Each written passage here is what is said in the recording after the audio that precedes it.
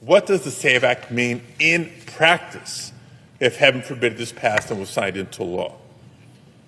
Bottom line is the complete elimination of voter registration as we've known it for decades.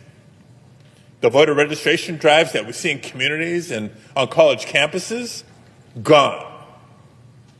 Online voter registration or mailing in a voter registration card, which you sign under penalty of perjury, by the way, gone. Motor voter. Do you remember that element of the 1993 National Voter Registration Act that was passed with overwhelming bipartisan support of Congress, creating an opportunity to register to vote when you're doing your business at the Department of Motor Vehicles?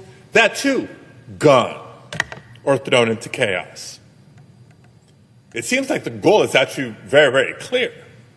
Let's eliminate opportunities for people to register to vote and have their voices heard in the elections.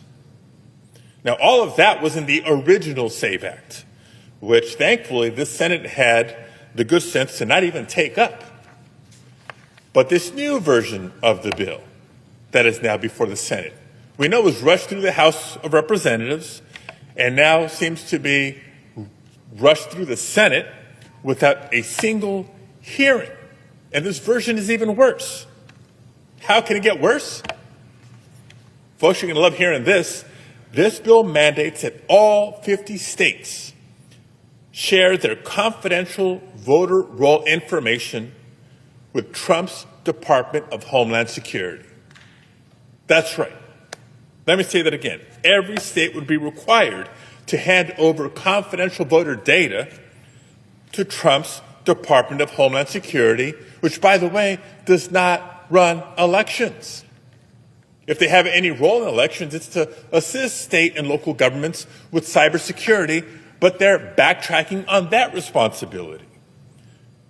By the way, this is the same Department of Homeland Security which has been found in violation of 200 court orders since December alone, just in Minnesota alone. And this is who the SAVE Act would entrust to take over voter list maintenance for every state in the nation? For what purpose? So that political appointees of this administration can go through the lists, again, every voter in every state, and order people that were on the voter rolls to be purged from those lists. This isn't a hypothetical, folks. The fact is they're already test driving this power with states who are choosing to cooperate. At least 12 states have provided the full statewide voter registration lists, including driver's license information and Social Security information. They either did it voluntarily or they succumbed to the political pressure by Donald Trump.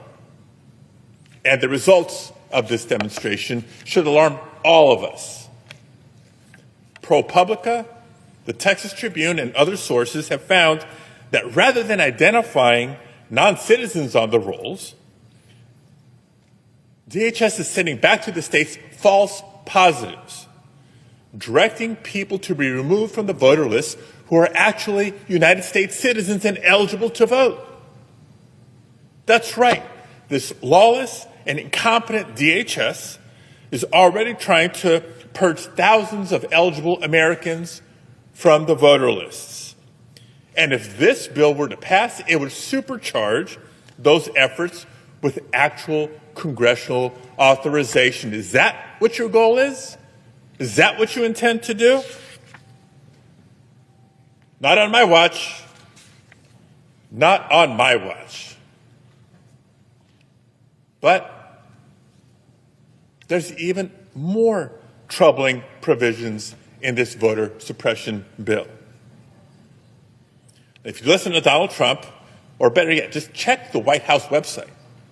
It says, and once again I quote, no mail-in ballots, with only a few very narrow exceptions.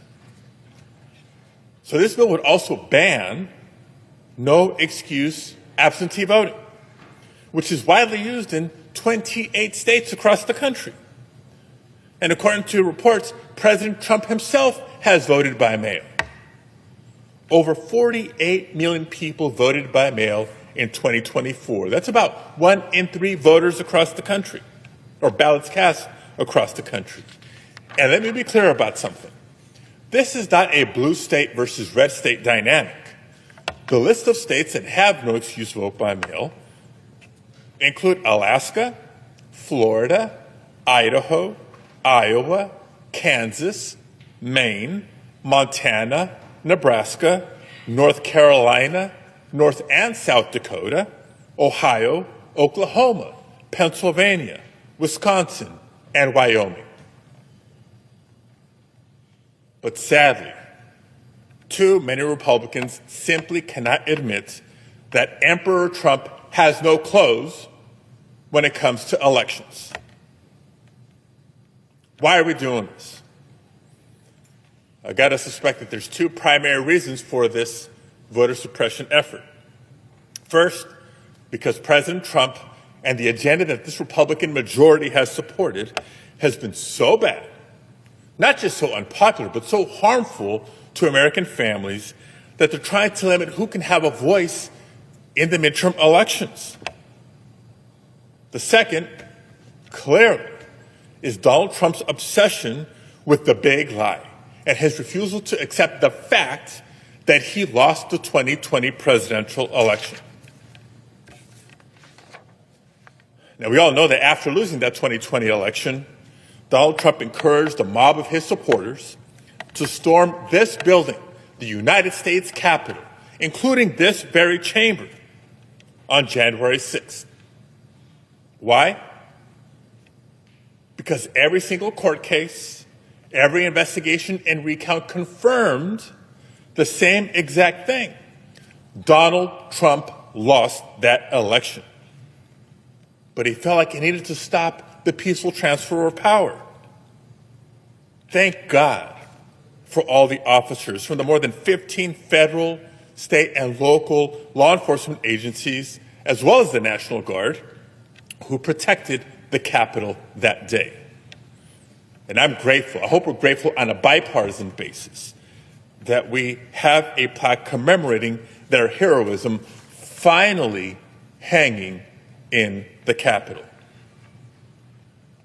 But here we are 6 years later, and Trump is as obsessed as ever with vengeance, pursuing vindictive prosecutions of his perceived enemies, seizing ballots in Georgia, because I guess he's still trying to find those 11,870 votes, sending subpoenas for the 2020 Cyber Ninjas audit.